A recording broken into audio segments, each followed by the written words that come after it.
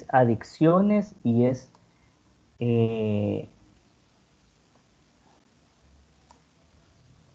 solo déjenme ver cuál de las dos. Tengo 7.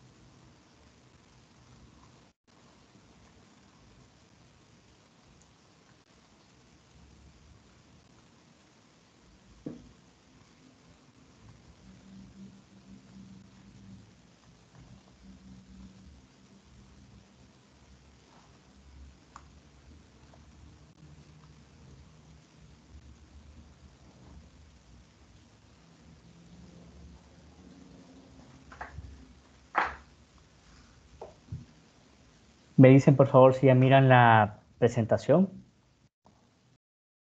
Sí, doctor, ya se va.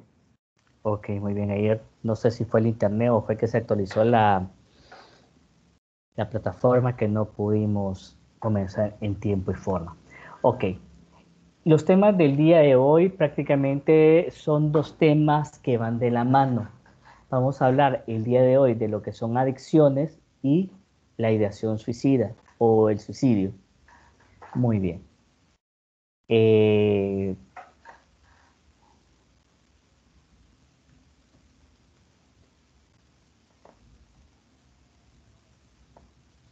Muy bien.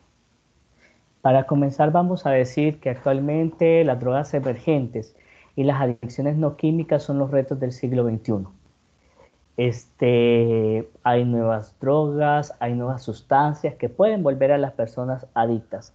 Entre ellas tenemos la marihuana, tenemos la cocaína, las anfetaminas, la heroína, pero también de repente hay algunas sustancias que son cultural y socialmente aceptadas de uso diario, pero que pueden causar adicción. Por ejemplo, la Coca-Cola o la Pepsi. Hay personas que cuando, o el café inclusive, hay personas que cuando no toman café en todo el día andan con dolor de cabeza, andan con mal humor, andan con sueño y apenas se toman esa taza de café, pues ya se les quita todos estos malestares.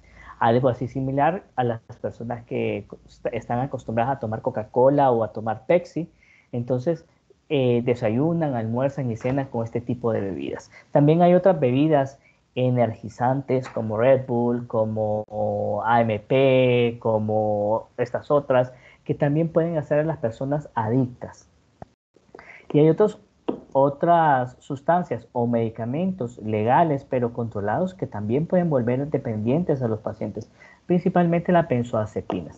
Hay pacientes que lamentablemente o personas que lamentablemente se acostumbran a estar utilizando diazepam, por ejemplo, y lo pueden tomar por meses, por años inclusive. Y las adicciones no químicas, por ejemplo, las adicciones a las compras, las adicciones al sexo, las adicciones al internet, las adicciones a otro tipo de situaciones. El elemento esencial de todos los trastornos adictivos es la pérdida o la falta de control. Todo aquello sobre lo cual yo pierdo el control se vuelve adictivo para mí. Entonces, es bien importante tomarlo en consideración en vista de que cualquier actividad, por muy sana, por muy socialmente aceptada que sea, se puede volver una adicción. ¿Quiénes de ustedes hacen ejercicio? Yo, doctor. Darwin. ¿Quién? Darwin. Ok. Darwin. ¿Qué tipo de ejercicio haces? Pues yo entreno taekwondo, entonces hago 2 veces al día taekwondo y cardio o peso. Diferente, combino ejercicios. Ok, muy bien. Entonces, por ejemplo, se vuelve una adicción cuando de repente utilizan más tiempo en esa práctica, en esa actividad adictiva, que el resto de tiempo utilizado en otras actividades como compartir con la familia, como estudiar, como comer. Cuando se vuelve muy imprescindible esa conducta o esa actividad es cuando nos volvemos adictos. En las adicciones no químicas, lo que ocurre es que se hace un uso desadaptativo y disfuncional de las conductas cotidianas aparentemente inofensivas. Y ese es el peligro, porque son conductas que todos realizamos todos los días. Por ejemplo, el uso del teléfono. Todos utilizamos un teléfono celular. Todos utilizamos internet. Y ahora, con esta nueva realidad, esta nueva normalidad, esto se vuelve cada vez mucho más necesario. Entonces, ¿qué es lo que sucede? Cuando pasamos mucho tiempo conectados en el internet o conectado a las redes sociales es que se vuelve una adicción. Hace poco atendí a un paciente que me decía que él con esto del confinamiento se le hizo bastante difícil el manejo de sus redes sociales, porque tenía más de 50,000 seguidores en Instagram, 50,000 seguidores en otras páginas, y que él pasaba subiendo fotografías de sus viajes a Estados Unidos, de sus viajes a Europa, que los paseos que daba por algunas bosques de Honduras, bosques de Costa Rica y todo esto. Y a él lo que le apasionaba, lo que disfrutaba eran los elogios que tenían hacia él sobre su ropa de marca, de diseñador que compraba, que de repente usaba una buena chaqueta y que se la compraba en tal lugar y que la traía. Y de repente el confinamiento y se tiene que regresar allá a una zona cafetalera de Honduras, pues ni modo que a dónde iba a usar ese montón de ropa de marca allá en el pueblo, allá en la montaña. Entonces de repente ya no tenía tanta cosa que mostrar, entonces ya no recibía esos comentarios positivos, entre comillas, de parte de sus seguidores. Y esto fue ocasionando pues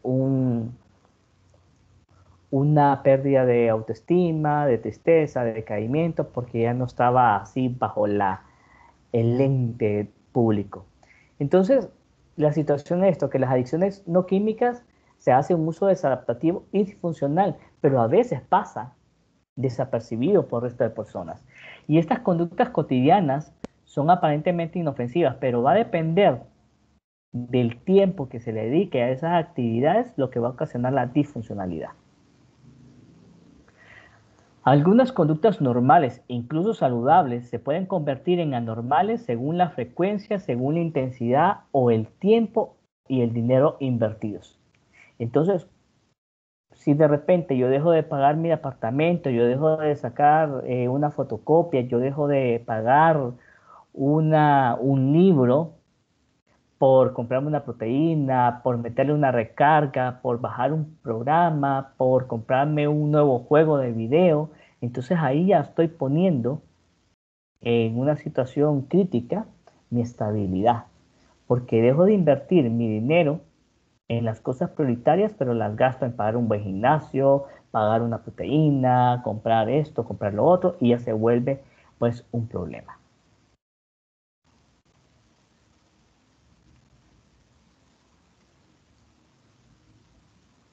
Bien, tenemos aquí en esta diapositiva cuáles son los tipos de adicciones. Tenemos las adicciones químicas a los opiáceos, al alcohol, a la cocaína, a las anfetaminas, a los alucinógenos, otras drogas como las drogas de síntesis, el cannabis y el tabaquismo.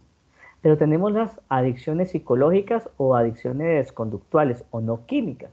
Entre ellas tenemos el juego patológico y esto se ve con la gente que diariamente compra números en la loto. Entonces eso se vuelve un problema cuando gastan más que de lo que podrían ganar.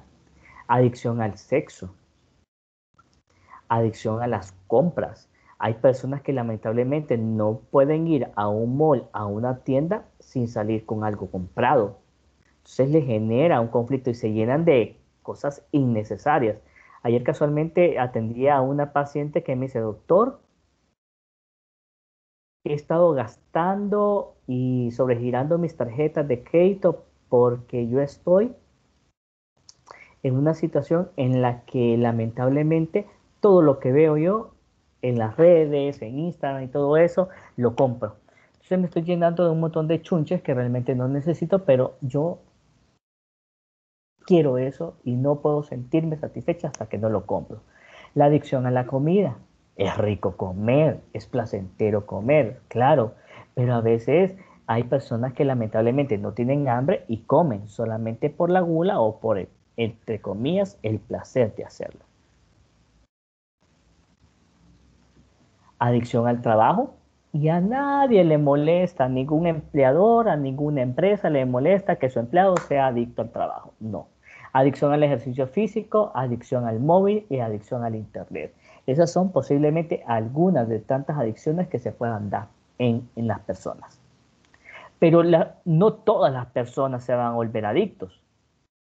Entonces ya vamos a ver más adelante cuáles son los factores de riesgo que pueden hacer que una persona se vuelva adicta a una conducta o alguna sustancia.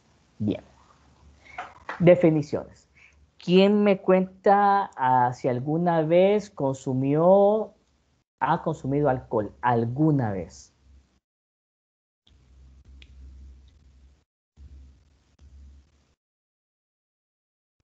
Yo, doctor. Ok. ¿Quién más? Yo, doctor, también. Yo Ok. también, doctor. Ok. ¿Alguna vez? ¿Y esa alguna vez alguien ha probado marihuana? Sí, también. Oh, Probado. probado, correcto, alguna vez. Entonces, ¿alguna vez alguien se ha quedado clavado toda la noche viendo una serie en Netflix o en Amazon? Que Yo, comienza a ver, yo, doctor. ok, que se echan una temporada en una noche o en 2 días, eso Pucha. incluso puede ser adictivo, pues. Entonces ya eso se vuelve un uso. ¿Qué es el uso? El consumo esporádico de una sustancia que no produce consecuencias negativas en el individuo. ¿Alguna vez probé un puro de marihuana? ¿Alguna vez probé un cigarro? ¿Alguna vez eh, me quedé desvelado toda la noche viendo Netflix? ¿Alguna vez me quedé pegado jugando juegos de video en la computadora o en la consola? Alguna vez, pero no es algo que lo voy a hacer todos los días. Entonces se vuelve un uso. El consumo esporádico de una sustancia no produce consecuencias negativas en el individuo o la realización de una conducta no causa ningún problema en el individuo. Bien. No voy a preguntar sobre marihuana, no voy a preguntar sobre cocaína, no voy a preguntar con alcohol, pero ¿con qué frecuencia estas personas que se quedan viendo una serie pueden pasar días o noches pegados a esa plataforma de Netflix o de Amazon viendo la serie?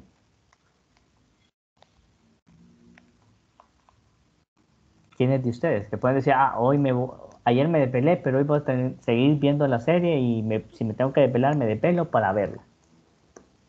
Yo, doctor. Ok, muy bien.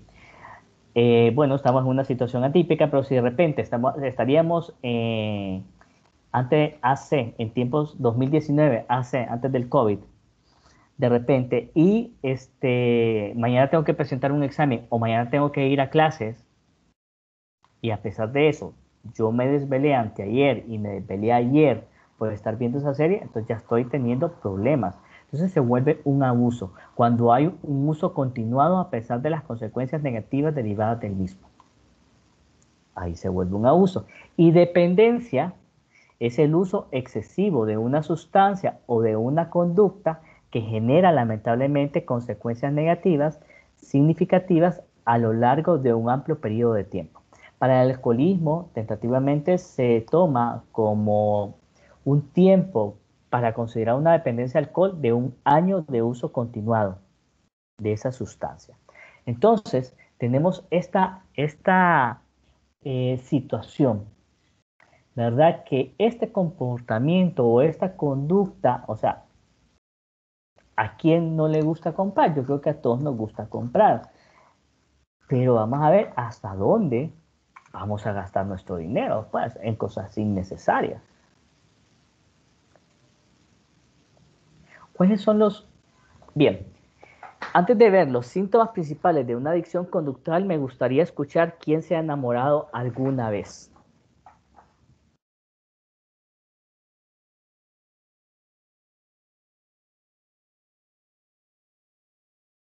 Yo, Ok.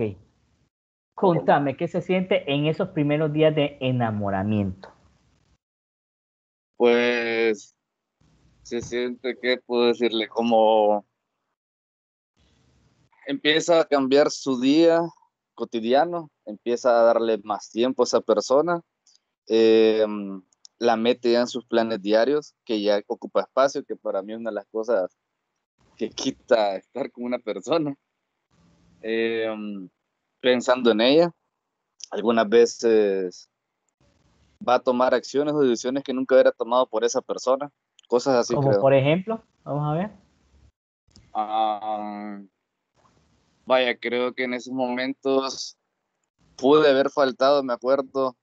eh, bueno, mi exnovia, por decirlo así, fue de la facultad también, y me acuerdo que yo tenía que estudiar y algunas veces, en vez de estudiar, me iba a dejarle, a estar con ella algún turno o algo así. Yo tenía examen, entonces, cosas así.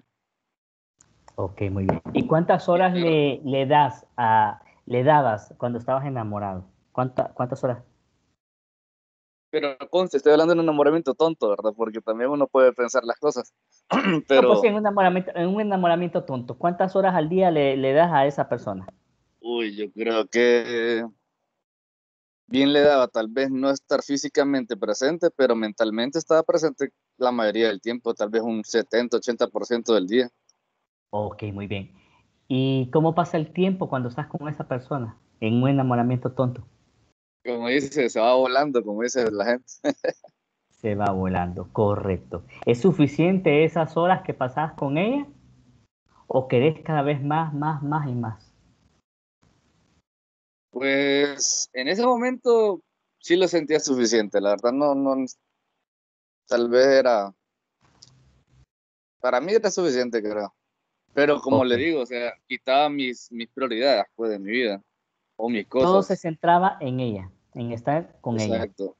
En Ajá. ese ¿Y qué tiempo de pasaba hacer con... ejercicio, bueno, por Correcto, decirlo así. correcto. ¿Y qué tal cuando no podías eh, verla? ¿Cómo te sentías? Pues, en cierta manera me sentía frustrado algunas veces, Ok, muy bien. frustrado en mi día. Gracias, gracias por tu participación. Muy, Ok. muy buen ejemplo, porque así como vivimos un enamoramiento, así es prácticamente una adicción. Entonces, por eso es que les pedí que participaran. ¿Cuáles son los síntomas principales de una adicción conductual? Para poder entender cuáles son los síntomas principales de una adicción conductual, imaginemos cuando estamos enamorados, porque prácticamente sucede lo mismo. Hay un intenso deseo, ansia o necesidad imparable de concretar la actividad placentera. Eso equivale que la persona que está enamorada piensa constantemente en esa otra persona. Es un intenso deseo de verla, de platicar, de conectarse, de llamarla. Entonces, hay un deseo intenso y una necesidad imparable de concretar la actividad placentera, de estar con ella o con él.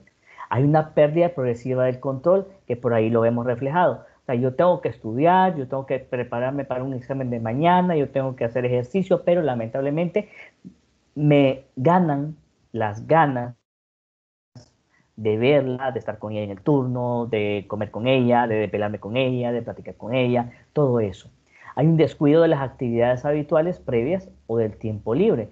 Todo se concentra alrededor de esa conducta o alrededor de esa sustancia o, cuando se está enamorado, alrededor de esa persona que a mí me gusta. Entonces, dejo de estudiar, dejo de comer, dejo de relacionarme con mis amigos, dejo de relacionarme con la familia, dejo las horas libres para poder descansar o hacer alguna actividad por estar con esa persona. Entonces, voy descuidando otras actividades habituales, pero también hay una progresiva focalización de las relaciones, actividades e intereses en torno a la adicción. Todo lo asocia con esa persona cuando se está enamorado. Y así es con una sustancia o con una conducta. Ya llegan a un lugar y cuál es la clave de Wi-Fi, llegan a algún lugar y están subiendo fotografías a las redes sociales porque ellos están interesados en recibir esos likes o esos reviews y recibir esas, y entre más, de repente, entre más contactos tengan, entre más seguidores tengan, mucho más a gusto se va a sentir. Y lamentablemente, otro síntoma de la adicción conductual es que ya la gente comienza a ver, a criticar y empiezan las consecuencias negativas advertidas por otras personas. Y dentro de esas consecuencias negativas por otras personas está de repente el hecho, el hecho de que le digan que pasa mucho tiempo con esa muchacha en tiempos de enamoramiento tonto, como mencionan por ahí, pasa mucho tiempo haciendo ejercicio, pasa mucho tiempo enfrente de la pantalla, viendo esas series, pasa mucho tiempo consumiendo marihuana, gasta mucho dinero en eso, pasa mucho tiempo o gasta más de la cuenta de dinero comprando cosas innecesarias y tienes 5, 10, 15, 20 pares de zapatos, 10, 15, 20 perfumes y así va. Hay consecuencias negativas advertidas por otro. Y abstinencia. Y la abstinencia es esa ansiedad que le pega a las personas cuando no pueden realizar la conducta, esa desesperación. O, volviendo al tema del enamoramiento, esa necesidad de ver, de escuchar, de platicar con esta persona. ¿Vamos bien Una hasta ahí? pregunta. Mándeme. Entonces, digamos, viéndolo así, bueno, yo siempre he pensado que la adicción es hasta que le altera su vida cotidiana y hace que tome decisiones erróneas, por decirlo así, como lo que hablamos de un examen, estudiar por un examen, hacer otra cosa. Estamos de acuerdo. Entonces, eso sería ya una adicción, pero si es algo, digamos, por ejemplo, a mí que me gusta hacer ejercicio y es algo que la verdad que me hace más bien estar más activo, realizar todas mis actividades, andar feliz, andar tranquilo. Y la verdad que le dedico tal vez 1 hora y media al día, uniendo las 2 veces que hago, o solo una vez al día. Eso ya no sería una adicción, ¿correcto? Bueno, si vos podés Poniendo planificar ejemplo de muy... eso, hablando de otras No, sustancias, ¿verdad? Puede ser otras sustancias, pero correcto, pero hablando de eso. eso está bueno lo que están mencionando. Ok, si solo es 1 hora y media, ¿cuánto equivale? Como al 10% tal vez de lo que tiene el día. Por ahí, 1 hora y media, ¿no? Entonces, Sí, porque me levanto a las 5, me lo cuesto a las 10, 11. correcto. Entonces, no sé, cuando ya de repente tu familia te comienza, man, o sea, hijo, deja de estar haciendo ejercicio, te estás desgastando, estás muy flaco. O de repente deja de estar gastando tanto en comprar proteínas, o en comprar esto, o comprar lo otro. O no te expongas de esa manera de ir al gimnasio que te puedes contaminar o me puedes contaminar a mí. Entonces ahí se va viendo, cuando ya hay crítica, ojo, esto es bien importante, cuando ya tu novia, tu novio, tu familia critica que por qué pasas mucho tiempo en esa actividad. Entonces, ojo, algo no está funcionando cuando de repente, mencionaba yo, ¿a quién no le gusta comprar? A todos, pero si de repente, hija, ¿y en qué gastas tanto dinero? O deberías de, o sea, tenés muchos zapatos para que seguís comprando, o, entonces ya se vuelve un problema. ¿Cuándo se vuelve una adicción? Cuando vas perdiendo el control, cuando de repente, o sea, no es 1 hora y media que haces de ejercicio, sino que te sobrepasas y no te importa si estás con la lengua de fuera y no te importa si te desmayas por estar haciendo ejercicio, de repente que te abstengas de comer porque tienes que definir, entonces ahí ya se está volviendo un problema. Claro. Ya hay cuando hay crítica y vigilancia por parte de los demás, cuando de repente en vez de, vaya, por ejemplo, hay personas que lamentablemente cuentan calorías, Tampoco es entonces, tan exagerado. entonces ahí ya estamos viendo pues que de repente ya hay un problema pues, ahí, muy bien. Ok. Como yo les mencionaba, hay personas que se van a hacer más vulnerables, que son vulnerables a volverse adictos a una sustancia o a una conducta. Bien me decían, no, yo alguna vez fumé marihuana, yo alguna vez probé el alcohol, pero lo probé y no lo volví a hacer. Cuando yo les puedo decir, yo aprendí a fumar a la edad de 7 o 8 años en Navidad, reventando cohetes. Que ahí aprendí. He vuelto a fumar nada. O sea, yo me acuerdo porque para mí era como, wow, una picardía y un aprendizaje, pero realmente a mí no me agarró, no me impresionó eso. Yo les puedo decir, tengo 41, casi 42 años, nunca he fumado marihuana y no me llama la atención la marihuana. Sí pruebo el alcohol, de repente una copa de vino, de repente un tequila, de repente, pero es allá como a las cansadas. Si en este tiempo de confinamiento yo he tomado que las cervezas no me gustan, 3 o 4 tequilas en estos casi 6 meses, 8 meses de estar este año sería mucho. Entonces, va a depender de cada persona. Van a depender de dos cosas, las variables de personalidad y de la vulnerabilidad emocional. Por ejemplo, las variables de personalidad. ¿Quiénes van a ser más proclives a volverse adictos a cualquier cosa? El grado de impulsividad. Entre más impulsiva es una persona, mayor riesgo tiene de volverse adicto. La búsqueda de sensaciones que esta persona tenga. O sea, cuando ustedes decidieron estudiar medicina, sabían que iban a pasar al menos 8 años en las aulas de la universidad, entre hospitales y aulas de universidad, que tenían que despedirse de algunas navidades, celebraciones, fiestas, actividades, tenían que hacerlo. Entonces, como que, pero lamentablemente hay personas que no tienen esa capacidad de poder plantearse esa satisfacción a largo plazo, sino que necesitan buscar esas sensaciones que le llenen, entre comillas, a un corto plazo. Detrás de una adicción, detrás de toda adicción hay una carencia. Algo hizo falta, algo no fue suficiente. Entonces, aquí se da la situación. La búsqueda de sensaciones es también bastante importante. El paciente que se vuelve adicto quiere la sensación ya, ahorita, no posterga, es para allá. La autoestima baja, lamentablemente, es un factor bastante importante. Intolerancia a los estímulos displacenteros. Por ejemplo, deme una buena excusa para echarse 2 que 3. Entienden el contexto de dos que 3, ¿verdad? Pasar cirugía. Ajá, pasar cirugía. Ok, ¿qué más?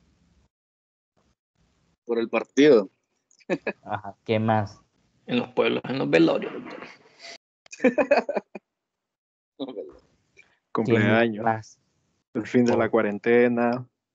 O el inicio de la cuarentena, o El estar inicio de la encerrado en cuarentena. Correcto.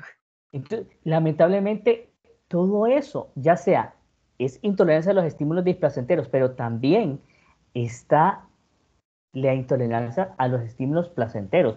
Pasamos una clase, wow, vamos a celebrar. Perdimos una clase, bueno, ¿qué queda? Para desahogarme, para quitarme esta, vamos a tomar. Entonces, lamentablemente, estas son personas que ni las buenas noticias ni las malas noticias son benéficas para ellos. Cualquier excusa es buena. Y estilo de afrontamiento inadecuado de las dificultades también se vuelve. Entonces, de repente, pues yo conocí una familia muy pudiente aquí en Tegucigalpa, que la señora de repente se da cuenta de una infidelidad del esposo Bueno, esto es cuando Tegucigalpa tenía Honduras tenía un mayor poder adquisitivo. Entonces, de repente, cuando la señora se daba cuenta de la infidelidad del esposo que hacía ella, se disgustaba, se enojaba, le reclamaba y agarraba y cambiaba todo el menaje de la casa. Cambiaba muebles de la sala, cambiaba el comedor, cambiaba la cama. Entonces se volvía un juego patológico entre ellos dos. Entonces el don, cuando se sentía descubierto, entonces le daba rienda suelta a la señora y vaya a comprar lo que usted quiera. Entonces era como una venganza que ella tenía, pero también era la forma en que ella abordaba sus dificultades.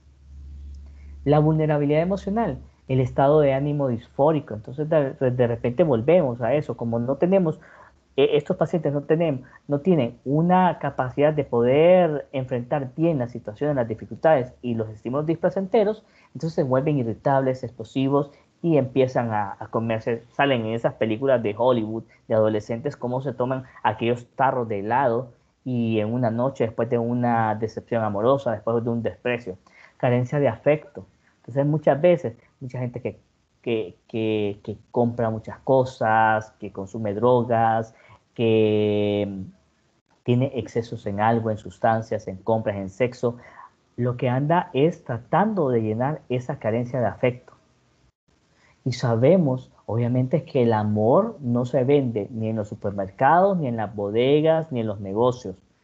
El amor es algo que se va cultivando día con día, pero entonces estas personas no tienen esa capacidad de espera. Entonces el sexo llena mucho más rápido, aunque sea efímero, el gusto y el placer. Cohesión familiar débil y una pobreza en las relaciones sociales. Bien, ¿cuáles son otros factores de riesgo para desarrollar? Eh, bueno, esto es prácticamente lo mismo, la búsqueda de sensaciones fuertes. Ahí va. Factores de protección. Tenemos a nivel individual, a nivel familiar, a nivel de pares, a nivel escolar y a nivel de comunidad. A nivel individual, independientemente de la religión o la creencia espiritual que tenga un individuo, va a ser un factor importante para poder liberarse de esa adicción. Entonces ustedes van a ver que muchos de los centros de rehabilitación tienen un componente espiritual bastante fuerte, bastante importante. Entonces la espiritualidad es un factor de protección para no caer en las drogas o en una adicción. Las habilidades sociales, la autoeficacia. Es bien importante tener la capacidad de decir no y es bien difícil de aprender a decir que no. Es un problema importante. Bien, habilidades sociales, la resiliencia, la capacidad de enfrentarse a las dificultades, a la adversidad y salir adelante. Eso también es una habilidad que no todas las personas tienen. Van a ver de repente personas que nacieron o se criaron en ambientes bastante adversos, bastante difíciles, pero que aún así han logrado superarse y salir adelante. Aspiraciones al futuro también. Familiares, una familia con una dinámica familiar positiva, apego y confianza va a ser un factor de protección para que estos hijos, estos miembros no caigan en adicciones, estándares de conducta y altas expectativas parentales. ¿Con quién me voy a llevar yo? Eso va a depender mucho de qué es lo que yo voy a poder degustar. Si yo me llevo con personas que fuman, que beben, que consumen drogas, que son adictos a algo, lamentablemente yo, y no sé, no aprendí a decir que no, y no soy autoeficaz, y no tengo habilidades sociales, yo voy a caer.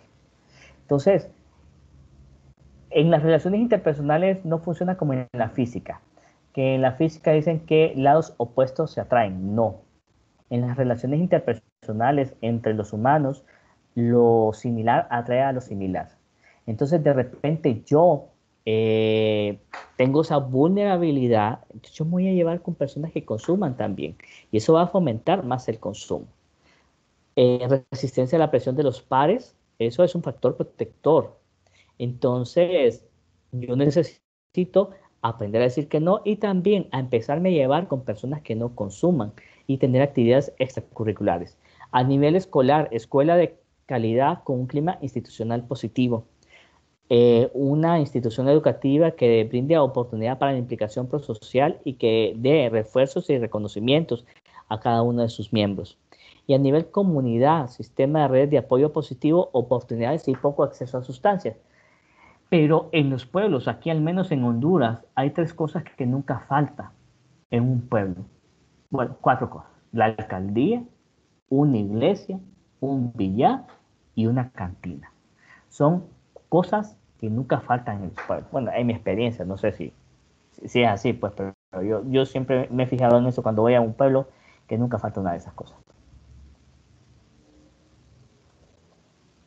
Bien.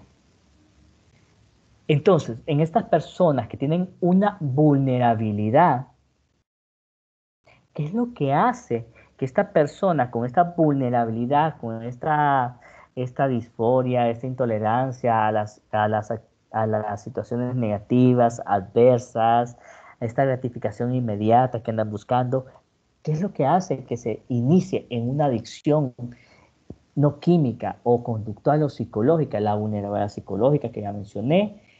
Que todas las actividades placenteras en una persona vulnerable puede volverse una adicción y la presión social también.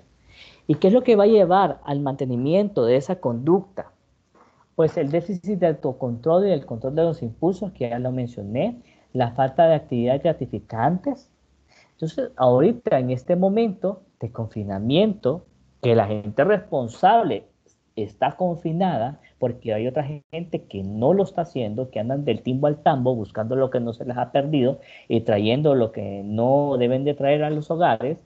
Entonces, lamentablemente, hay falta de actividad gratificante. Entonces, las personas que son vulnerables comienzan a fumar más, comienzan a beber más, comienzan a ver pornografía más, comienzan a textear más, a ver más series, a comer más. Entonces se vuelve adictivo y va creando esa situación de dependencia.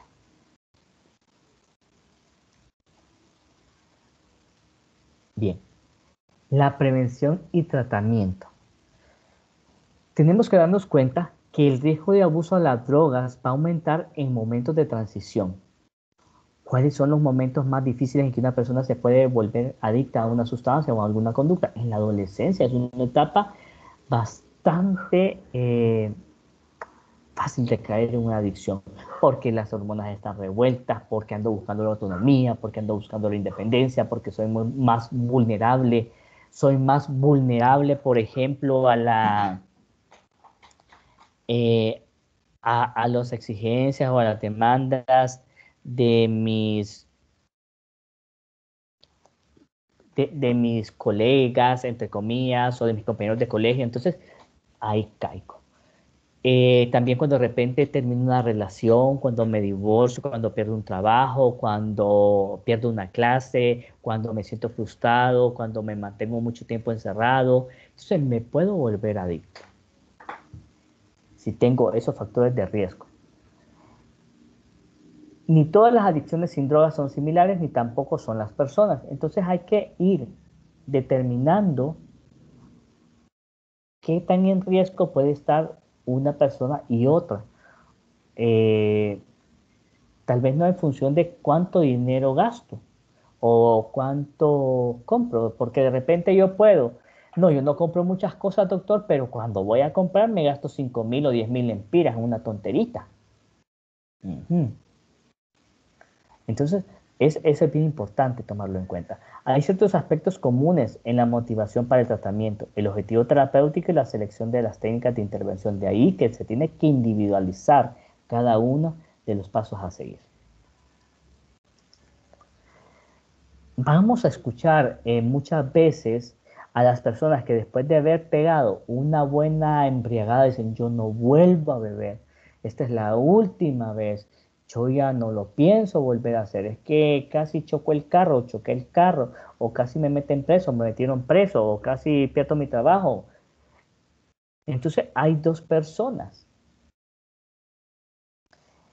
las que no están interesados en realizar el cambio de estilo de vida y que son arriesgados, no, yo siempre caigo, yo soy como el gato, siempre caigo de pie. Entonces no reconoce que tiene el problema y sigue bebiendo y sigue haciendo esa actividad placentera pero adictiva.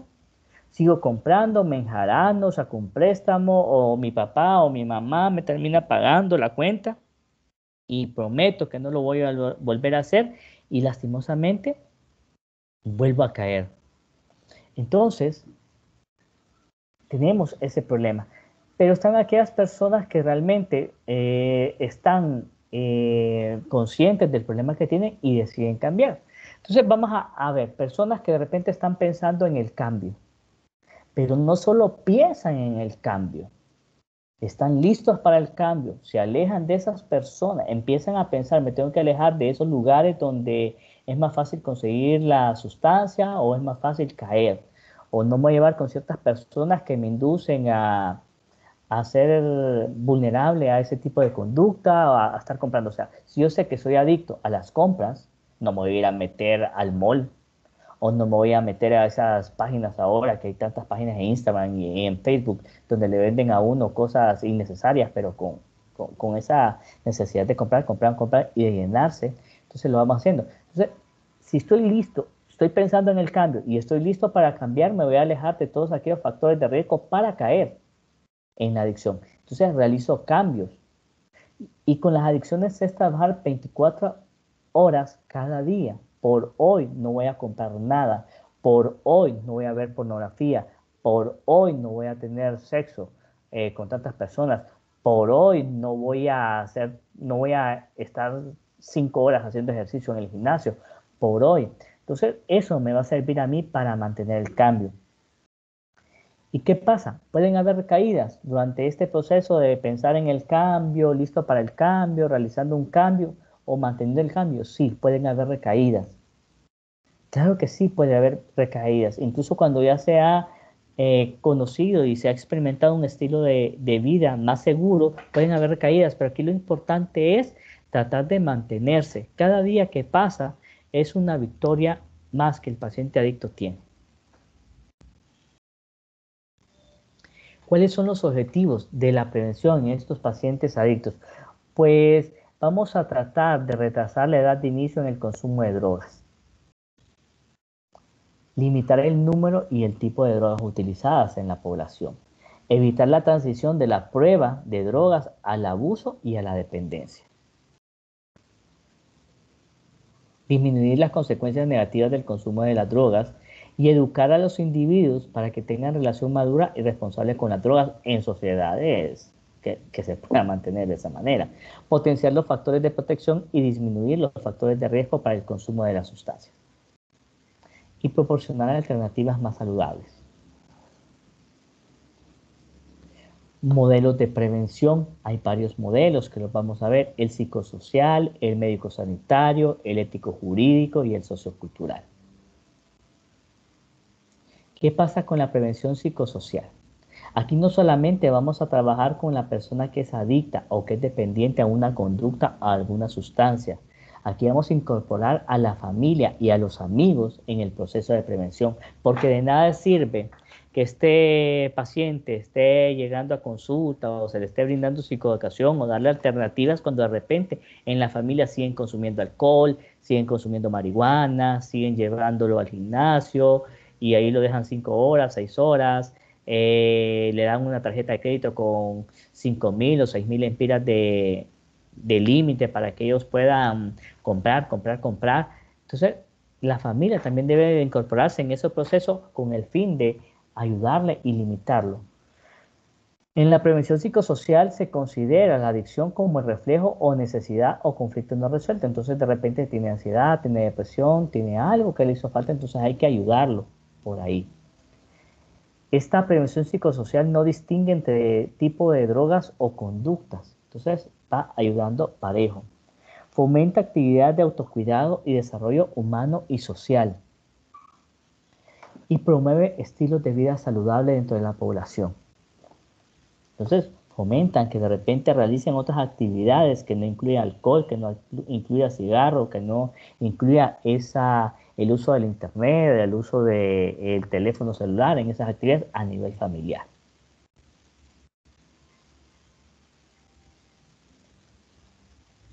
La prevención sociocultural, pues se enfoca en la comunidad, realmente se enfoca en la comunidad, buscando que no hayan tantos lugares en los cuales se exponga esa sustancia o esa conducta. Factores económicos, culturales, hay que darle mayor énfasis y promoción del desarrollo comunitario, más lugares de esparcimiento, más actividades recreativas sanas que pueda buscar este paciente para sustituir el abuso de sustancias. Muy bien. El otro, el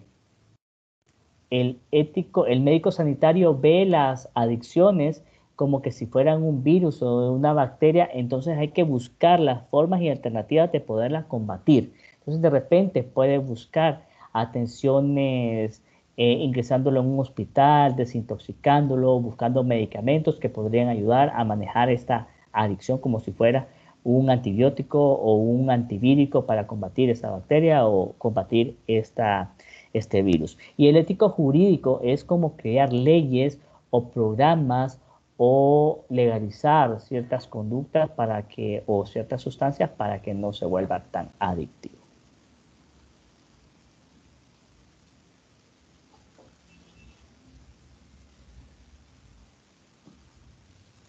Muy bien. ¿Preguntas o comentarios respecto a las adicciones, muchachos?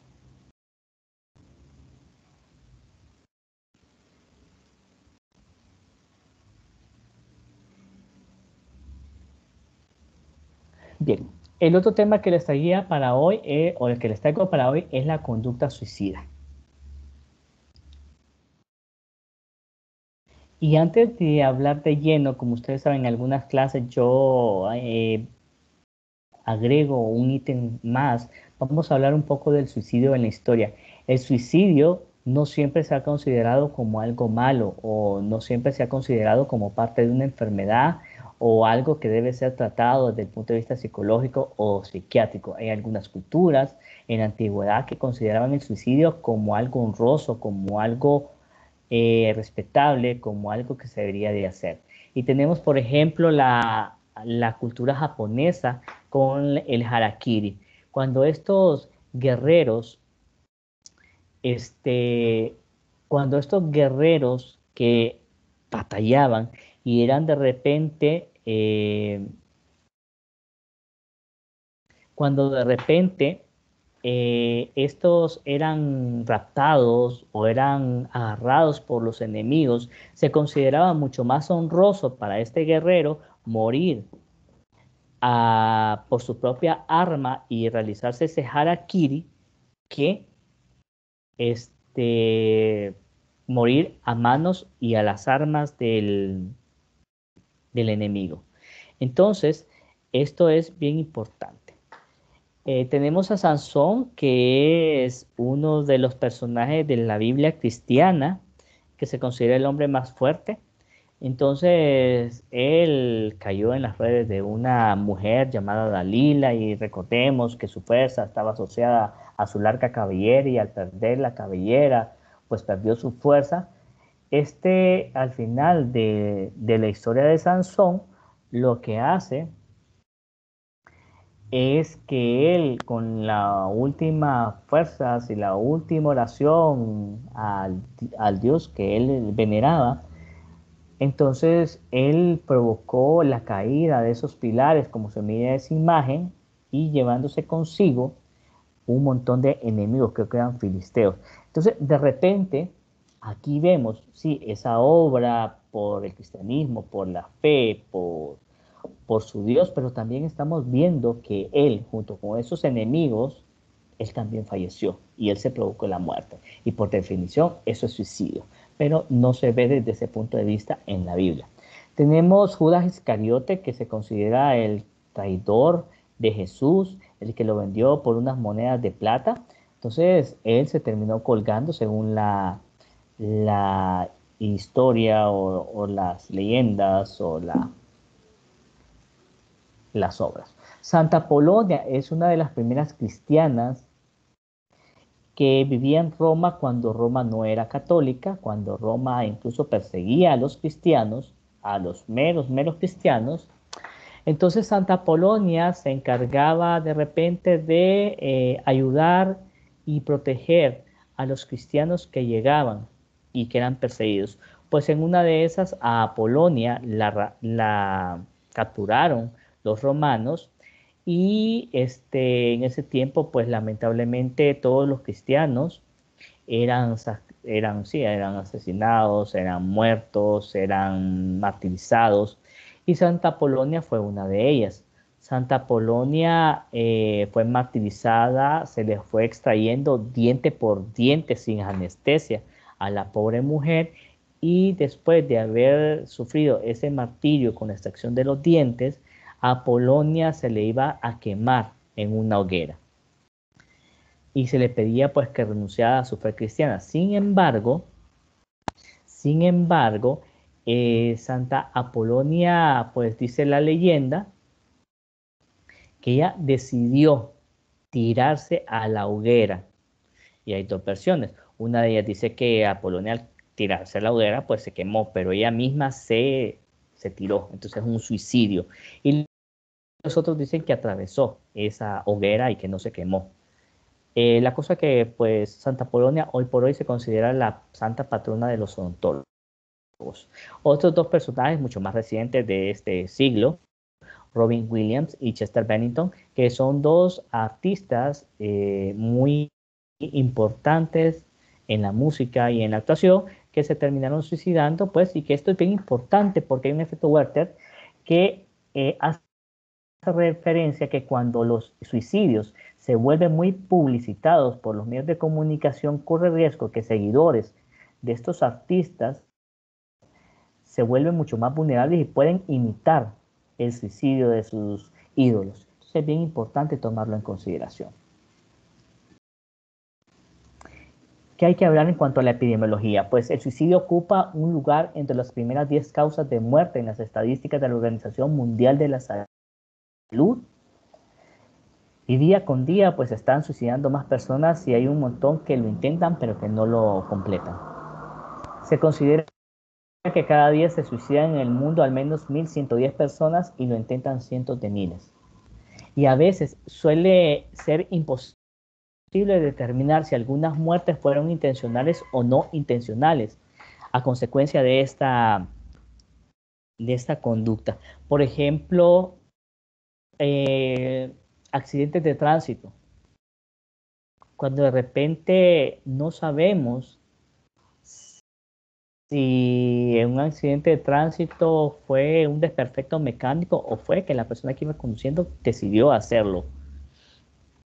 Por ejemplo, ¿cuántos pacientes de repente que están sufriendo de cáncer renuncian a un proceso quirúrgico? ¿O cuántos pacientes renuncian a un proceso de radioterapia o quimioterapia? ¿O que pacientes renuncian a un tratamiento para controlar su diabetes y suspenden la medicina? Esos pacientes que fallecen podrían haberse provocado su muerte de forma consciente o de forma inconsciente.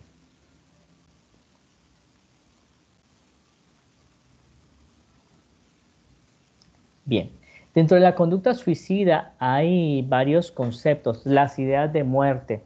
Aquí, pues, más de alguna persona podría decir, yo con esta situación, yo prefiero morirme. Vaya, por ejemplo, ayer, una de las pacientes a las cuales yo traté el día de ayer, me decía, mire doctor, yo pasé por el virus, estuve un mes completo con sintomatología, yo estuve viviendo esa situación y es terrible, y en esos dolores, en esas molestias, en esas dificultades para respirar, yo sentía que yo mejor preferiría la muerte a estar en esta situación.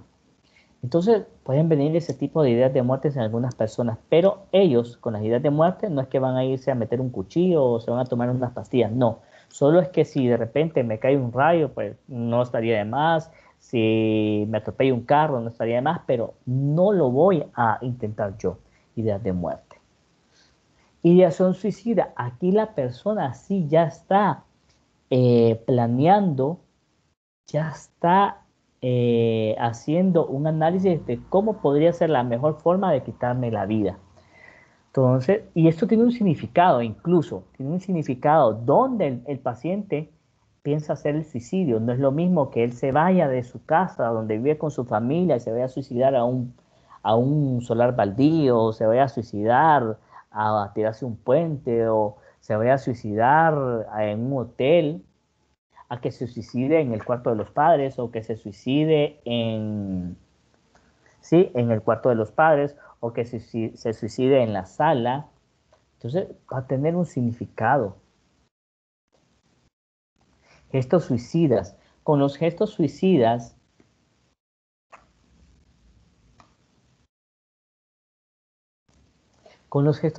son como, estos van a llegar frecuentemente a las emergencias de los hospitales. De repente es un muchachito o una muchachita, una mujer que de repente se corta superficialmente las muñecas, que se aruña, que se da con un alfiler.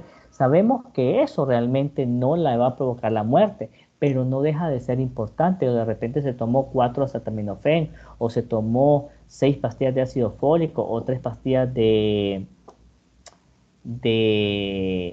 amitriptilina, o se tomó 5 alprazolam. Entonces sabemos que eso no nos va a provocar la muerte en el paciente, pero no hay que menospreciar este tipo de conductas, porque no sabemos si esta persona el día de mañana toma mucha más cantidad de medicamentos, o se lastima o se hiere aún más. Y el equivalente suicida. Esos son pacientes que de repente renuncian a un procedimiento quirúrgico, renuncian a un tratamiento médico, que de repente conducen a alta velocidad, que de repente se administran medicamentos más de la cuenta, y esto puede ser una conducta para suicida o un equivalente suicida. Recuerdo yo hace unos años atrás como una paciente del Mario Mendoza, cuando yo trabajaba todavía en el Mario Mendoza, un paciente que decía que ella manejaba una culpa importante por un aborto que ella se provocó y después se arrepintió. Entonces ese era un dolor que ella llevaba muy a cuestas. Entonces esta señora se pasaba frecuentemente por los mercados de Comayagüela, y con sus amplias caderas botaba canastas en el mercado. El objetivo de ella era que alguno de los vendedores o de las vendedoras sacara un puñal y que la terminaran matando. Ese es un equivalente suicida. Un paciente que de repente se enoja con su papá, con su pareja, con su mamá, y decida estrellarse en el carro, es una conducta para suicida. Hace unos años atrás, estoy hablando de más o menos unos 9 o 10 años, me contactó una colega médico que trabajaba en un centro de salud de fuera de Tegucigalpa, en la zona sur, que por un problema ginecológico pues empezó a utilizar un anticonceptivo. Estos anticonceptivos muchas veces pueden provocar síntomas depresivos, pues esta mujer estaba bajo el efecto de esa depresión, terminó su guardia, acababa de tener 2 pérdidas fuertes dentro de su familia que le causaban mucho dolor, entró a su guardia, durante la guardia ejerció su trabajo, pero ella ya estaba con la idea que saliendo de la guardia se iba a venir para Tegucigalpa desde la zona sur. Y pensó que ahí en la cuesta de Muramulca ella iba a hacer una maniobra para irse al Guindo. Y ahí iba a ser la muerte. Y nadie iba a sospechar de que ella se pensaba suicidar, sino que iba a pensar que por el desvelo se había dormido, que se había desviado, algún desperfecto mecánico. Resulta que esta colega pues ya tenía planeado, mencionó que alguien se dio cuenta que iba para Tegucigalpa en ese día, después del turno, entonces le dijo, deme jalón, doctora. Entonces fue cuando dijo, o sea, yo me voy a suicidar, pero yo no voy a provocarle la muerte a esta persona y tampoco voy a indultar a otra familia. Entonces cuando ya estaba aquí en Tegucigalpa, me llamó por teléfono y me pidió que por favor le iniciara tratamiento porque se sentía muy mal. Entonces esa es un equivalente suicida que hay que tomarlo en cuenta. Y el suicidio, que lamentablemente ya no podemos hacer nada porque ya es algo consumado. ¿Vamos bien hasta acá, jóvenes? Sí, doctor. Sí. Ok, Sí, doctor. ok. Los métodos en que las personas van a utilizar va a depender del género que cada uno tenga. Entonces las mujeres, por ejemplo, van a utilizar métodos menos dolorosos, menos crueles. Y esta es una situación que se da. Las mujeres hacen más intentos suicidas, pero los completan menos. Mientras que los hombres utilizan métodos mucho más crueles, mucho más precisos. Entonces los hombres tienen menos intentos suicidas, pero cuando un hombre decide suicidarse, lo hace en serio. Entonces las mujeres pueden utilizar para el suicidio uso de pesticidas, intoxicación por medicamentos o escape de gases de los automóviles. Por otro lado, las mujeres intentan más suicidarse, pero lo logran menos, pero los hombres lo intentan menos, pero logran más. Ellos pueden utilizar armas de fuego, el ahorcamiento o incluso explosivos como medios para quitarse la vida.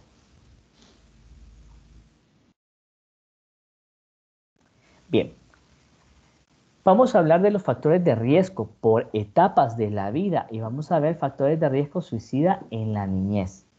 Entonces, algunos de los factores de riesgo y los motivos por los cuales el niño se va a suicidar, pues ser hijo deseado o no. Los que han sido estudiantes míos en las diferentes clases, psicopatología, psiquiatría, recordarán que yo doy bastante énfasis a eso en la historia clínica.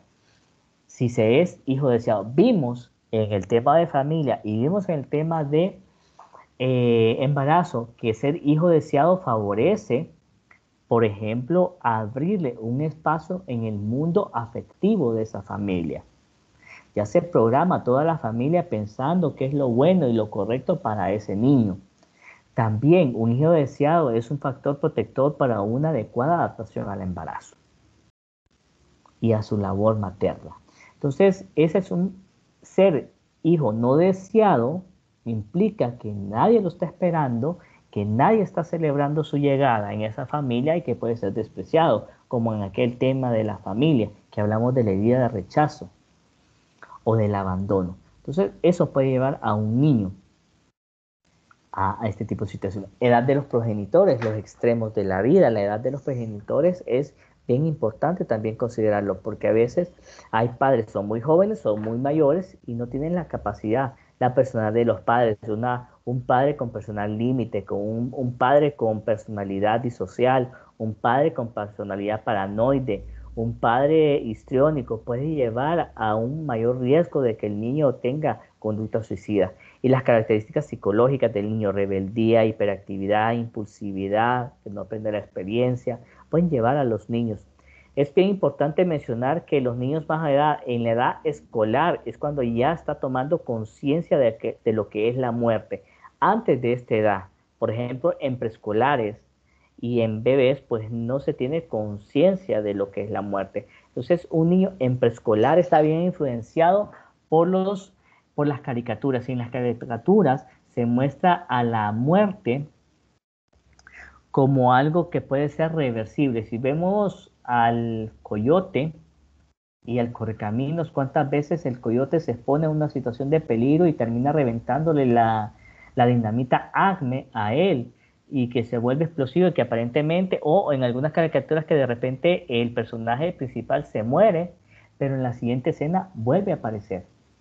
Entonces, al niño en edad preescolar, pues sí, tiene concepto de la muerte, pero no como algo definitivo, sino que algo que puede suceder y que eso se va a retroceder. Entonces, eso es bien importante tomarlo en consideración porque ya los niños en edad escolar sí ya tienen un concepto mucho más vasto de lo que es la muerte. Motivos por los cuales un niño se puede suicidar. Acontecimientos dolorosos.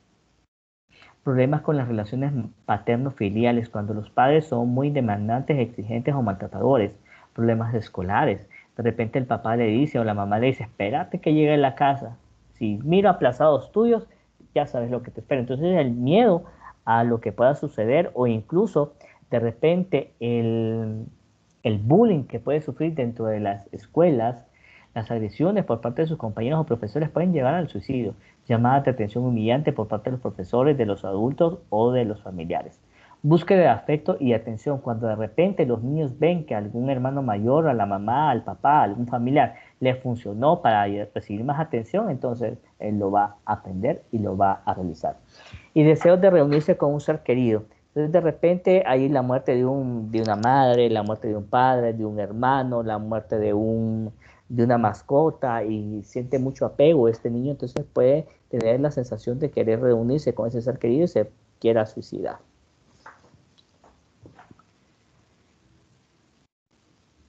Factores de riesgo suicida en la adolescencia. Vamos a sumarles a aquellos que habíamos mencionado antes, los adolescentes en desventajas biopsicosocial. Adolescentes, por ejemplo, que tienen alguna malformación congénita, adolescentes que tienen algún déficit psicomotor, también un retraso mental, pueden llevar a mayor riesgo de suicidio. Tentativa de suicidio previo, esto es bien importante en cualquier edad. Si una persona intentó suicidarse, corre el riesgo de volverlo a intentar y que esta vez sí lo cumpla. Alteraciones en su comportamiento sexual. Vimos en el tema de familia también que muchas veces es en la adolescencia en que se corrobora o se descubre que se es homosexual, que se es bisexual.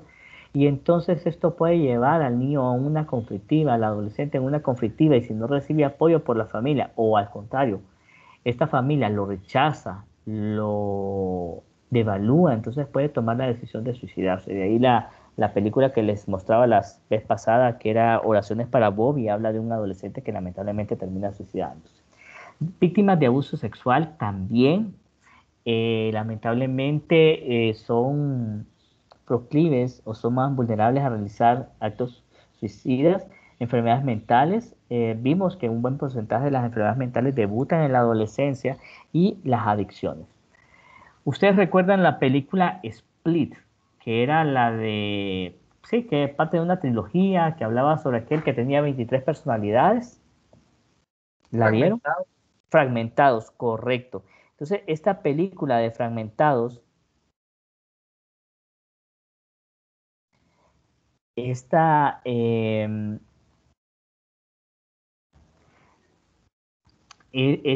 película, ¿se recuerdan a la muchachita que fue secuestrada y que sobrevivió? Sí. ¿Cuál es la particularidad de esta muchachita? ¿Qué es lo que tenía esta muchachita que llamaría la atención? Marcas de abuso creo que tenía. Abuso. Tuvo abusos sexuales, correcto. ¿Qué más? Se cortaba y tenía la... Que estas cortaduras podrían ser consideradas como gestos suicidas, porque no se provocaba la muerte, pero sí provocaba dolor, pues. Entonces, se podría considerar esto. El abuso sexual podría llevar tanto a gestos como a intentos suicidas por los adolescentes. El abandono antes de los 15 años es un factor de riesgo, y la identificación, que ya lo había mencionado antes en la diapositiva anterior. Noticias sensacionalistas y falta de apoyo social también es un factor de riesgo. En la vida adulta se van a sumar otros factores de riesgo suicida, como por ejemplo el alcoholismo.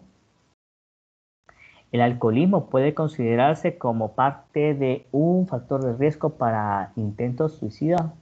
Trastornos depresivos o esquizofrenia en la vida adulta, enfermedades crónicas. Recordarán ustedes, bueno, tal vez lo escucharon, al presidente Reina, expresidente Reina, que él desarrolló un SEA de cabeza de páncreas. Él sabía cuál era el pronóstico, cuál era el fin que iba a tener, y para evitarse todo ese dolor, todo ese sufrimiento, él tomó la decisión de suicidarse y se disparó. Entonces las enfermedades crónicas podrían provocar. También tenemos por ahí el estilo Alice, que también consideró, cuando se dio cuenta que iba a sufrir de demencia, pues consideró el suicidio también como una posibilidad. Y hay otra película romántica que recién la acabo de ver en este confinamiento, Yo antes de ti, no sé si la vieron. Sí.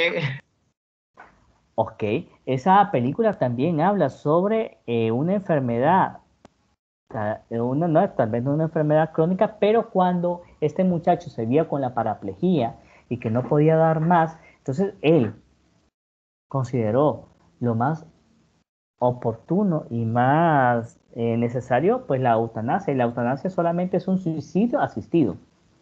Entonces, algunos fármacos como los anticonceptivos orales o la paroxetina en los adolescentes podrían aumentar el riesgo de conductas suicidas.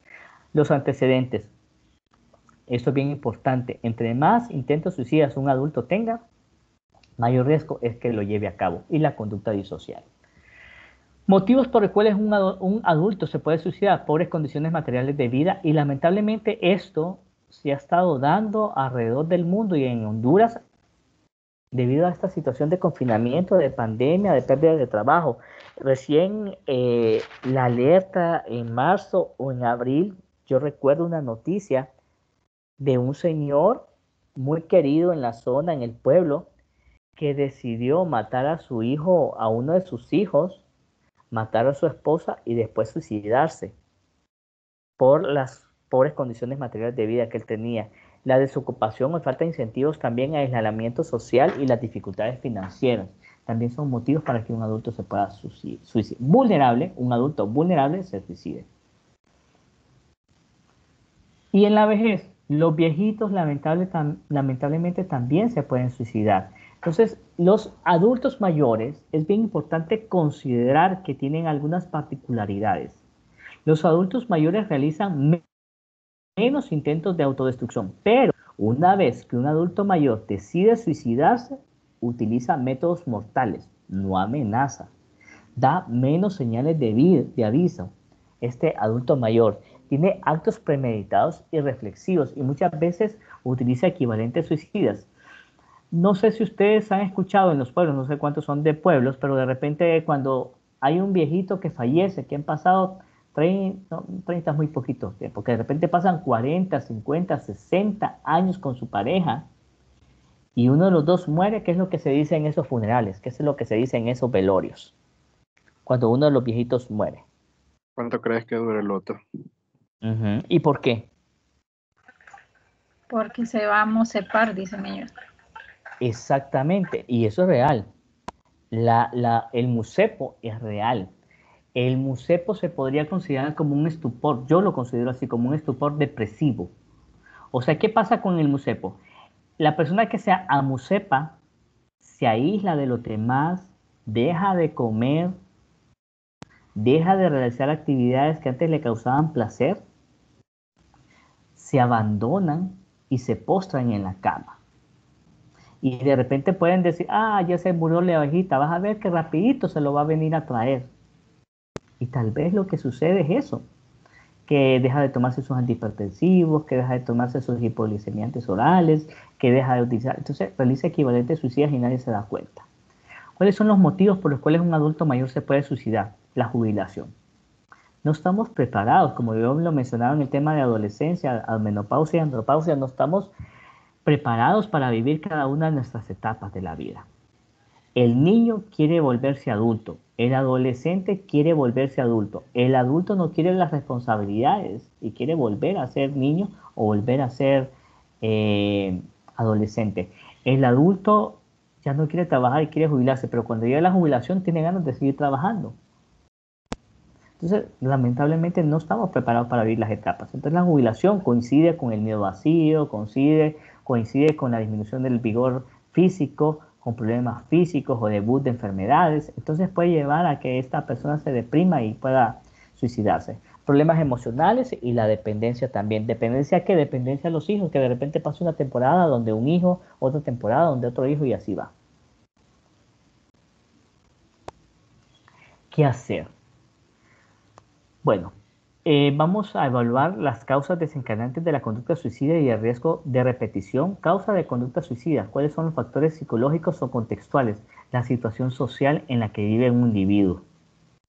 Esto es bien importante tomarlo en consideración, porque ahorita con este confinamiento, el distanciamiento físico no necesaria, o el distanciamiento social no debería significar distanciamiento emocional. Entonces, es bien importante poder considerar esto, de que se debe de tener un contacto emocional. Relaciones interpersonales, y esto es una de las cosas que pueden llevar como factor protector, pero también a provocar intentos suicidas. Lamentablemente en el 2019 ya va a ajustar un año. No sé si ustedes escucharon la historia de un médico interno que se suicidó el año pasado. Lamentablemente este muchacho estaba ya en su internado, no sé en qué rotación, creo que era la segunda o la tercera rotación. Tuvo un problema en su relación de pareja, lamentablemente fue rechazado, hubo una dificultad ahí bastante tremenda, entonces él no logró soportar eso y terminó. La idea de él era matar a la expareja o a la pareja en ese momento y después suicidarse.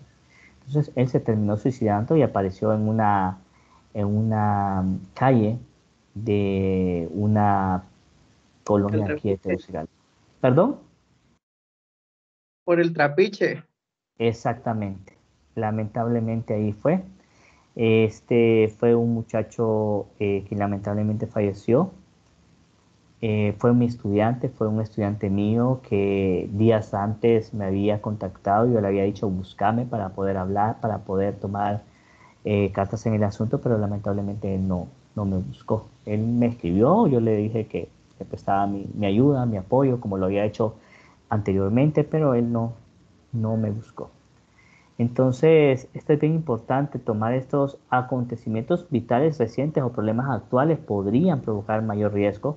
Historia de trastorno mental, intentos suicidios previos, abuso de alcohol y de drogas y características psicológicas relacionadas con la conducta suicida y su motivación.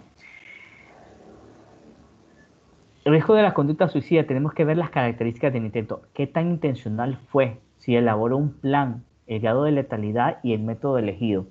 Si una persona escribe cartas para despedirse, es que este señor o esta señora o este muchacho tiene realmente ya estructurado un plan para poderlo realizar.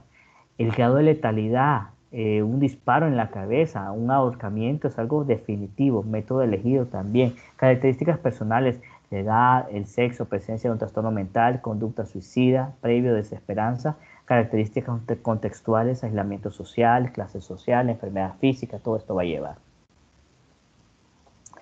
¿Qué es bien importante significado del intento suicida? Ya vamos terminando. Las posibilidades de dormir para siempre, porque de repente yo le puedo decir a alguien de ustedes, ¿te querés matar?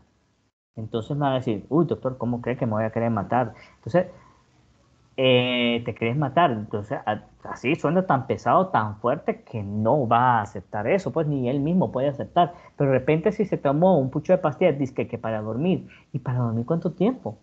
Para dormir, doctor, hasta que este problema se haya acabado, hasta que desaparezca la pandemia, hasta que el confinamiento se suspenda.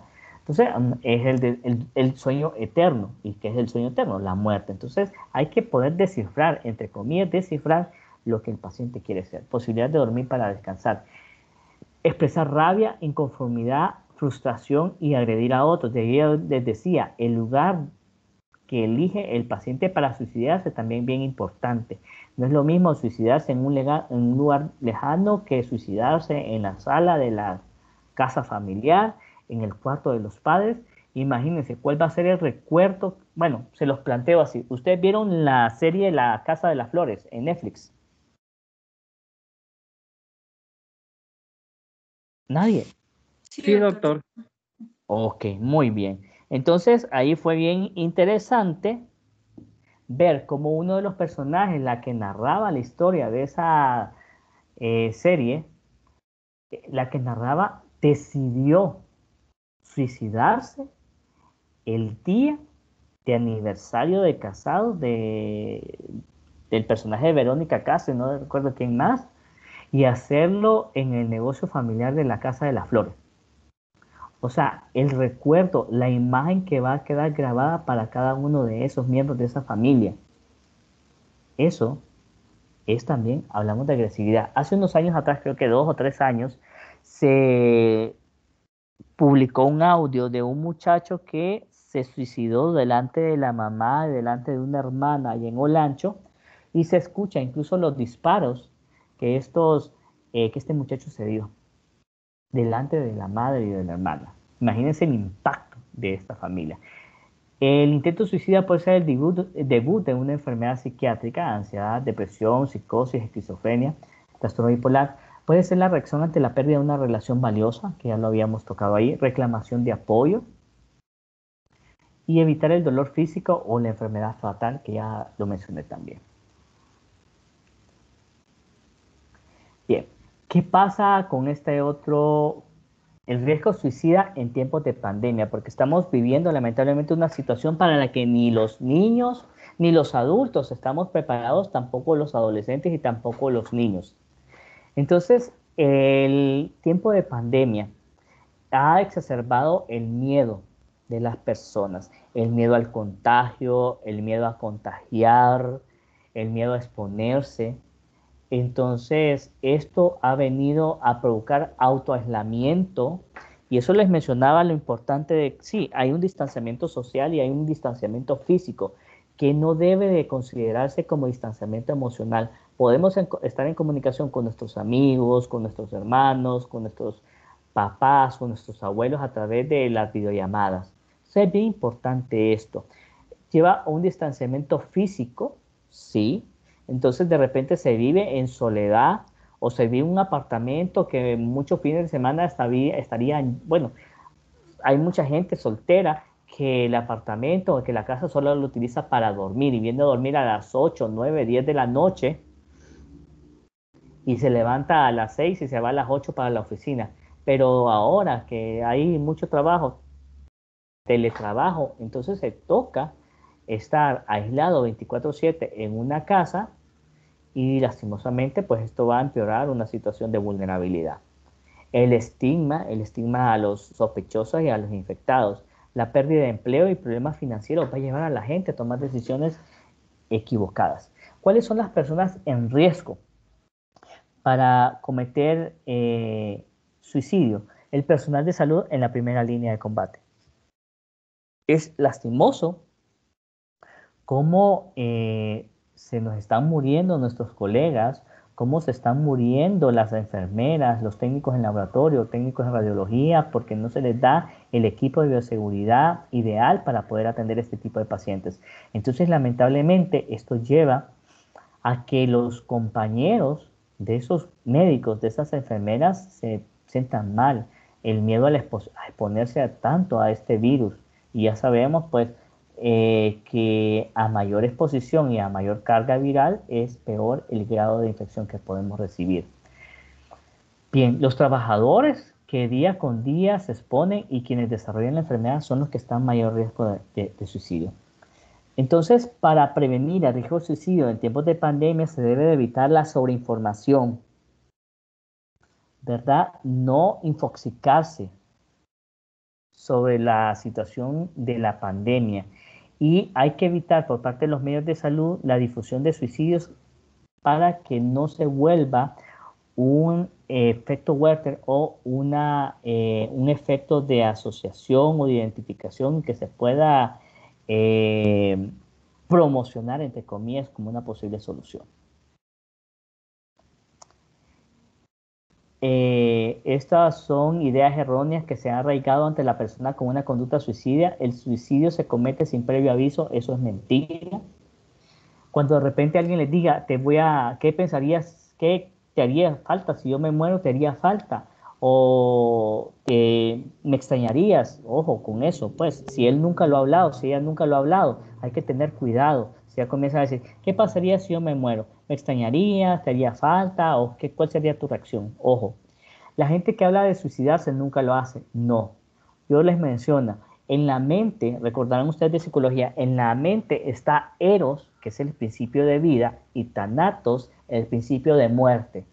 Entonces, Eros, el placer, la vida, siempre va a estar luchando por seguir adelante. Y Thanatos va a estar buscando la muerte, la destrucción.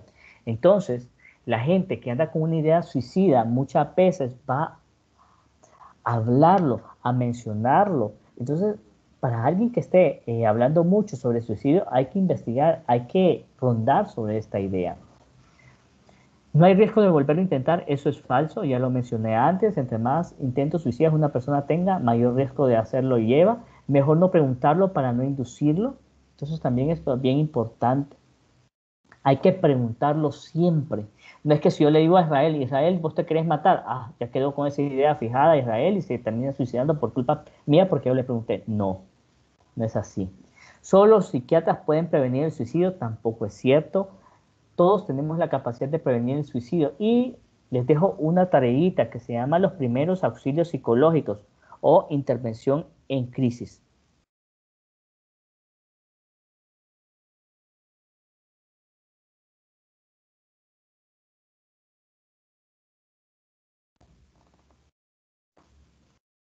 Todo el que se suicida está deprimido.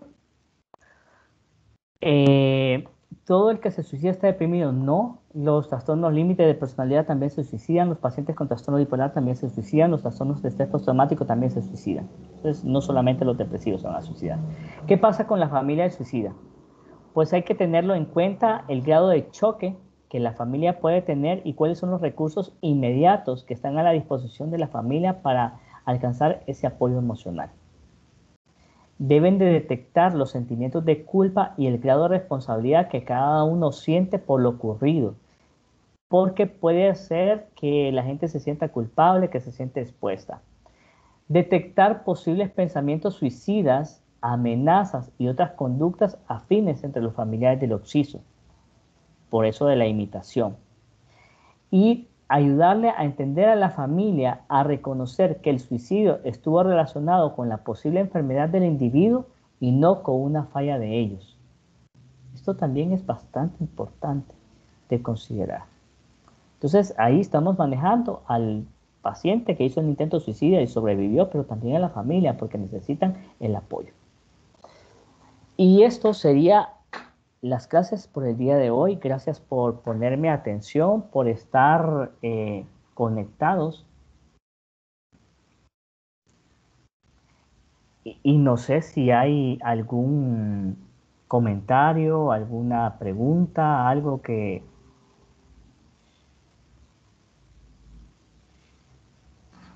Yo, doctor, sobre lo que mencionaba del suicidio en los adultos mayores cuando pierden a un ser querido, por ejemplo, ¿cómo, bueno, usted mencionaba que se pueden dar los auxilios, los primeros auxilios psicológicos, lo que nos dejó de tarea?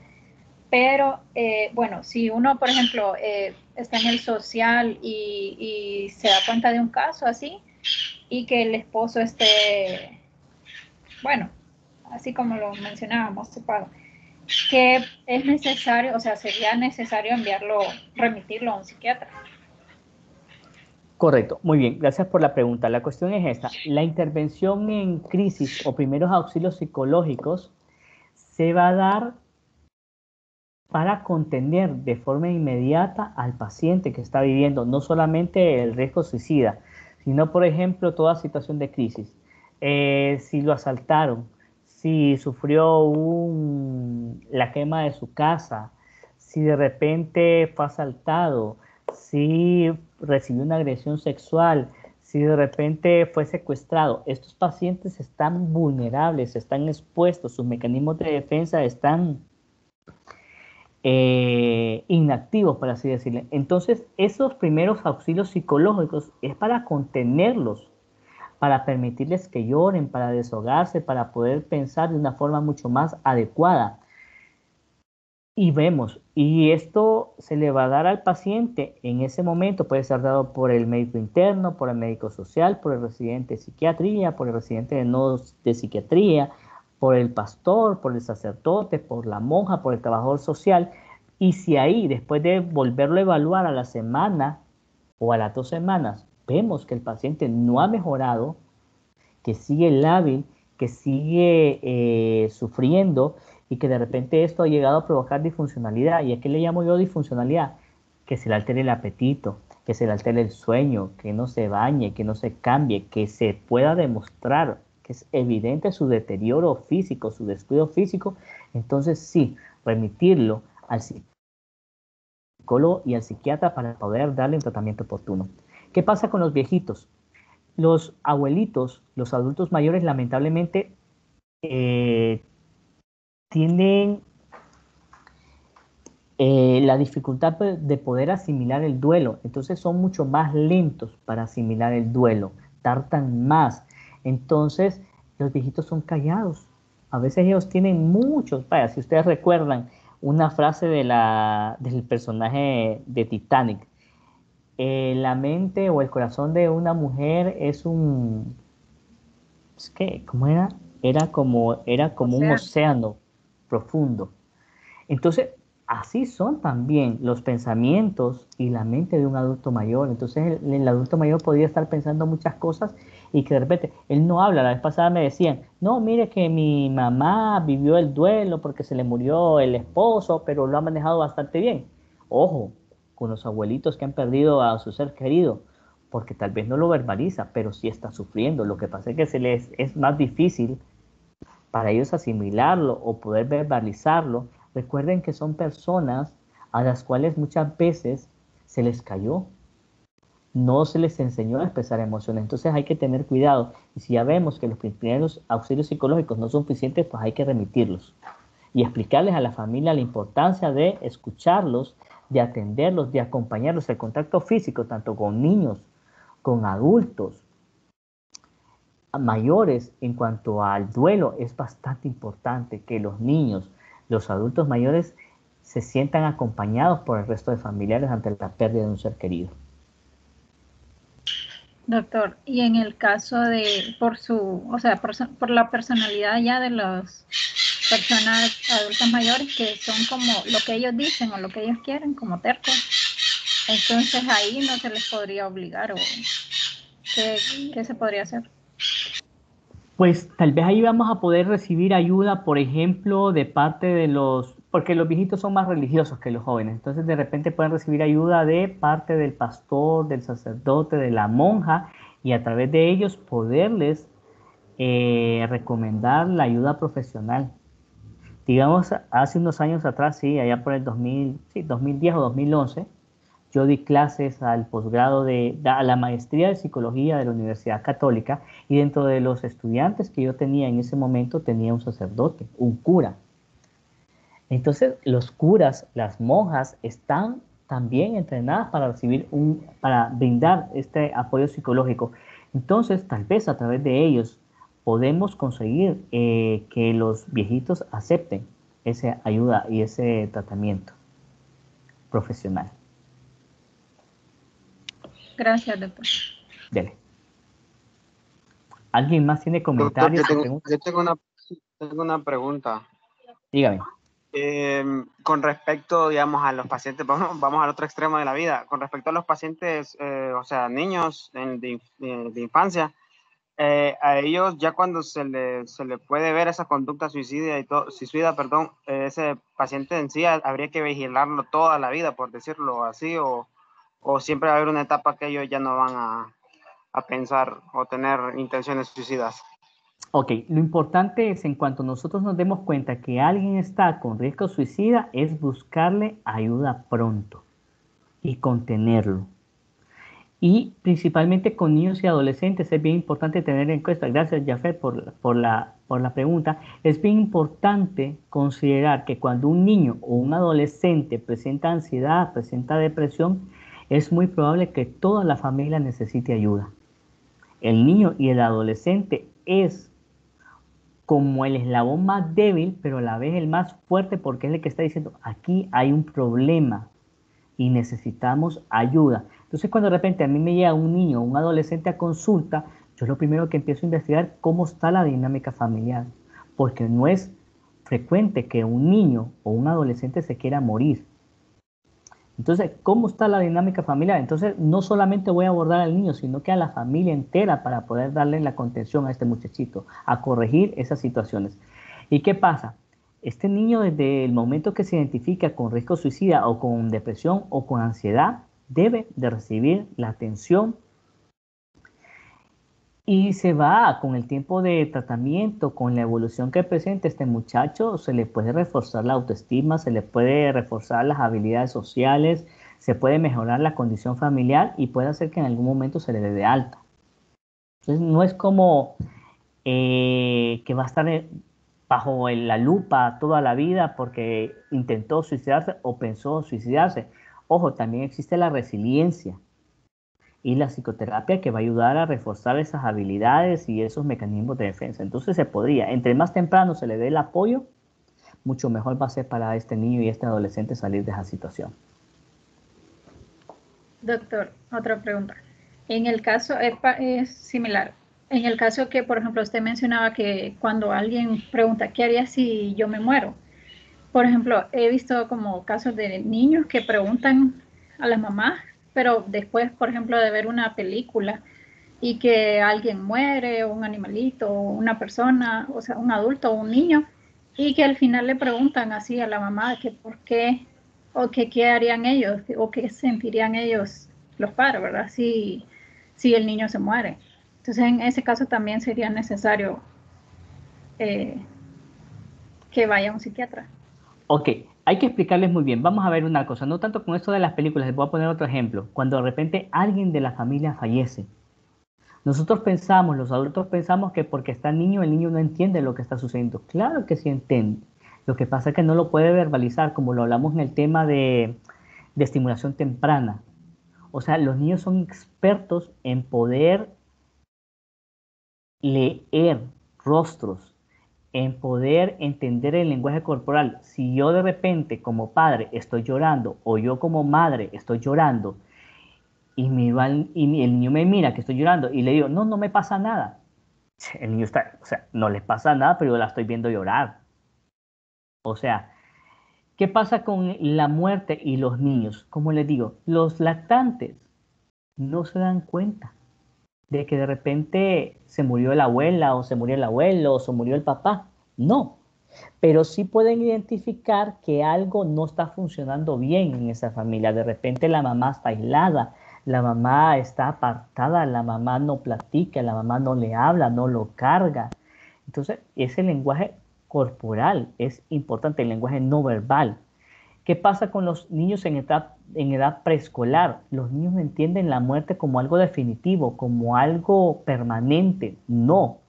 Ellos ven a través de las series, los dibujos animados, que los personajes mueren y después vuelven a aparecer en el siguiente capítulo, al día siguiente. Entonces la muerte es como, hoy es y mañana no es. Entonces, a estos niños, cuando sucede este tipo de situaciones difíciles en la familia, hay que darles mayor contención física, estar más cercanos.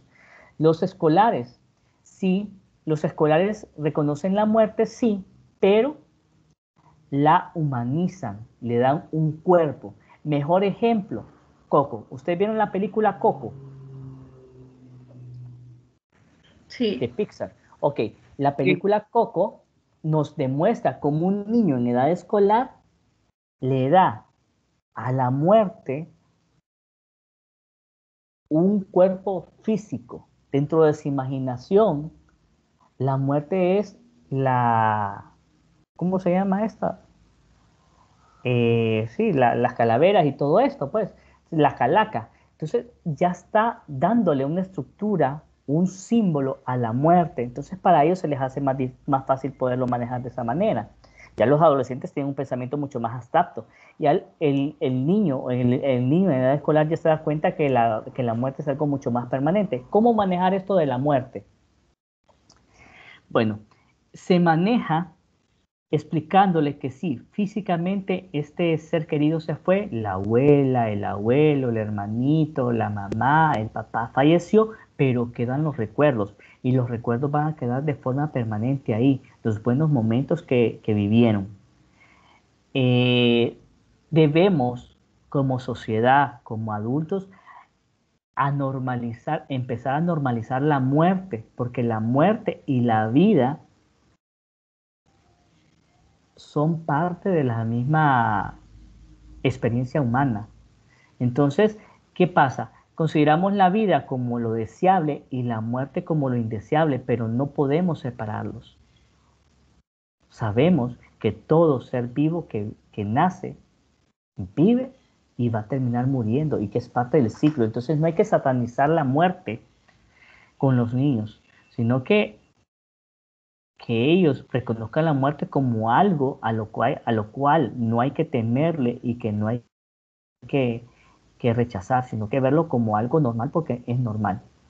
¿Y quiénes son los que le temen a la muerte? ¿Quiénes son los que le temen a la muerte? A los que temen vivir, los que no han vivido. Entonces hay que también aprender a vivir para no temerle a la muerte. Muy bien. ¿Alguien más por ahí?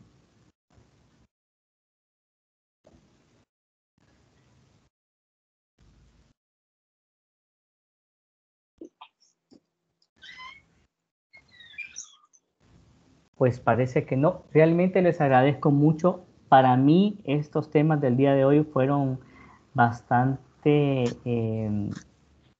agradables. Saber los que se conectaron, saber que participaron, que pusieron atención. Yo les agradezco mucho, de verdad.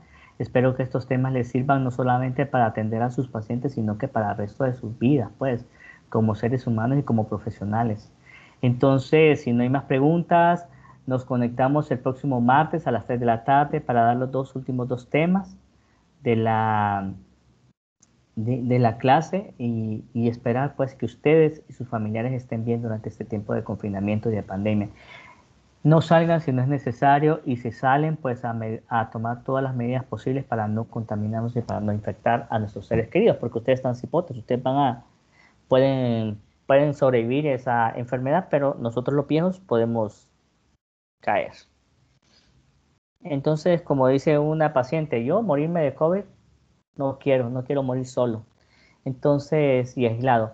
Entonces, jóvenes, cuídense, un gusto tenerlos hoy aquí en la clase y nos conectamos el próximo martes a las 3 de la tarde para los últimos dos temas.